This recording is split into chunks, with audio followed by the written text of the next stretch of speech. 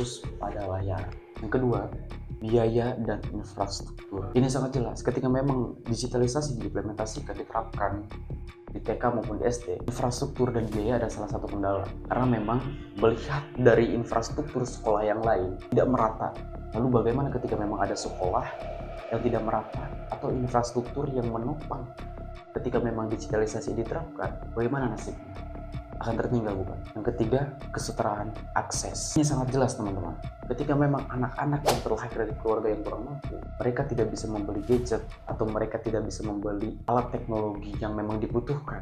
Kesetaraan akses ini akan semakin kontras ketika memang mereka dituntut untuk membeli sesuatu sarana prasarana yang menopang pembelajaran digitalisasi ini. Oke, sekarang gini.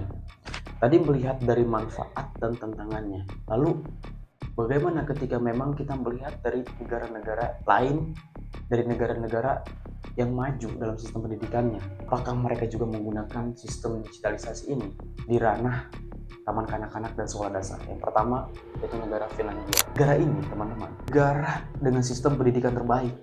Finlandia ini sangat membatasi penggunaan teknologi di usia dini. Mereka lebih fokus pada interaksi sosial dan pembelajaran berbasis bermain. Teknologi ini baru mereka perkenalkan secara bertahap, tentunya di usia yang lebih matang. Yang kedua, kita berkaca kepada negara maju lainnya yaitu Korea Selatan. Siapa sih yang nggak tahu Korea Selatan?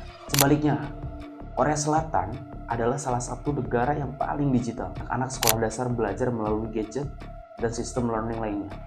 Hasilnya, mereka unggul dalam literasi digital, meski tetap menghadapi tantangan seperti tekanan belajar yang sangat tinggi, sangat jelas. Lalu, bagaimana dengan negara kita, negara Indonesia, ketika memang permintaan presiden kita, Bapak Prabowo Subianto ini, diimplementasikan di TK maupun di sekolah dasar. Kita melihat digitalisasi di Indonesia ini sangat pesat sekali. Lalu bagaimana ketika memang ini diimplementasikan di negara kita?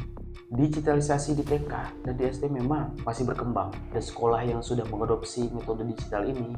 Tetapi tantangan utama adalah infrastruktur dan pelatihan guru yang memadai, teman-teman. Karena yang saya rasa ketika memang gurunya tidak memadai, tidak benar-benar literasi pada digital itu, ini sebuah kesalahan fatal ketika memang digitalisasi atau sistem online learning ini dilakukan di TK maupun di sekolah dasar yang ada di Indonesia. Pertanyaan kita semua, apakah Bapak Presiden kita mampu untuk menyamaratakan ketika memang ada beberapa tantangan yang tadi yang saya sudah sebutkan ketika digitalisasi atau e-learning ini diimplementasikan di ranah taman kanak-kanak dan sekolah dasar yang ada di Indonesia? Apakah ini sebuah kemajuan negara kita atau memang ini sebuah